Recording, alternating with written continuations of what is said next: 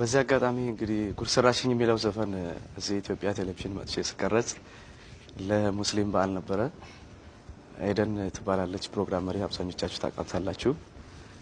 ባለፈው ባይተዋር ነኝ ያልክ አሁን ደግሞ ጉርሰራሽኝ እንዴት ነው ጉድ ይሰራዋል ብዙ ጊዜ አለችኝ። ብዙ ሰው የሚጠብቀው መልስ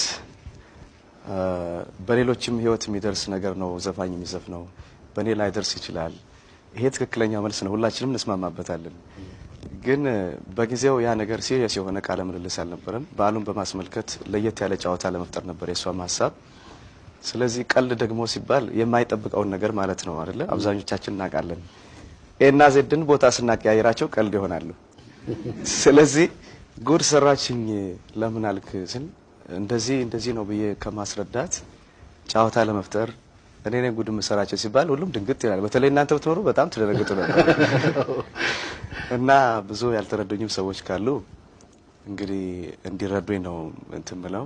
ይቅርታ የሚባለው ደግሞ መቼም ከውስጡ ሰው ላለው ነገር ነው። እንደ ይቅርታም ሳይሆን ይሄ ነው መልእክቱ። አንድ መልክ ነው ያለው። ጉድ የሚሰራበት ጊዜም አይደለም አሁን፣ ጥሩ ጊዜ እንዳልሆነ ሁላችንም እናውቃለን። እና ሴት እህቶቼን ደግሞ በጣም ነው የምወዳቸው። ሔዋን እንደዋዛ የሚል ዘፈን አልሰማችሁም? አለግራ ጎንዴ መኖር አልችልም እና በጣም ክብር አለኝ። አገር በእናት ነው የሚጠራው፣ አገር በሴት ይሰየማል። ስለዚህ ያን ላልተረዱኝ ሰዎች በዚህ አጋጣሚ እንደውም ለመንገር ፈልጋለሁ። አመሰግናለሁ። እርግጠኛ ነኝ